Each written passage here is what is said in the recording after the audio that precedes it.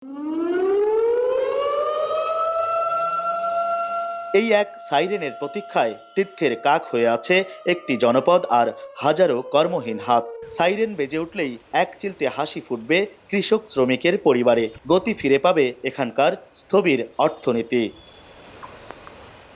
কর্মকর্তা ও জনপ্রতিনিধিরা বলছেন, যন্ত্রপাতি, যানবাহন, অবকাঠামো, কাঁচামাল সবই আছে, তাই চিনিকলটি সচল করতে খুব বেশি বেগ পেতে হবে না। প্রয়োজন কেবল বিনিয়োগ আর পরিকল্পনা। আমাদের যদি একটা ডিস্টিলারি করা হয়, তাহলে আমাদের এই অঞ্চলের যে সুগার মিলগুলো আছে, শ্যামপুর, সেতাবগঞ্জ, ঠাকুরগাঁ, পঞ্চগড়, এবং আমাদের এই মিলটা চালু হলে এই 5টা মিলের দিয়ে মোলাসেস দিয়ে আমাদের এই সুগার মিলকে এখানে এই ডিস্টিলারি চালানো যাবে। ইক্ষু খামার সহ রংপুর চিনিকলের নিজস্ব জমি আছে 1932 একর। সচেতন মহল মনে করে আধুনিকায়নের মাধ্যমে প্রাণ পেতে পারে প্রতিষ্ঠানটি। চিনির পাশাপাশি এখানে উপজাত দ্রব্য, জৈব সার, পশুখাদ্য উৎপাদন ছাড়াও যোগ হতে পারে কৃষিভিত্তিক শিল্প।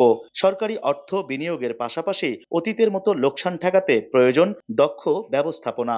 আমরা কাঁধের মধ্যে রেসপন্সিবিলিটি নিয়ে এগুলো চালু করাই, তারপর ইন্টারনাল বিভিন্ন ফ্যাক্টরের কারণে এগুলো আবার লস করে, এটা তো ওইটার রেসপন্সিবিলিটি আমাদের উপর চলে আসে। যোগাযোগ, বিদ্যুৎ, পানির সুবিধা, শ্রমশক্তির পাশাপাশি তৈরি শিল্প অবকাঠামো, রংপুর চিনিকলকে ঘিরে সবই আছে। বিশেষজ্ঞরা বলছেন, বন্ধ এই প্রতিষ্ঠানে কোন পরিকল্পনায় বেশি মানুষের কর্মসংস্থান হবে, দীর্ঘমেয়াদী অর্থনৈতিক লাভ এবং স্থানীয় মানুষের স্বার্থ রক্ষায় সমীক্ষা করে সিদ্ধান্ত নেওয়া প্রয়োজন। যখন মানুষের খরচ করার ক্ষমতা বাড়ে, তখন অর্থনৈতিক চাকা সচল হয়।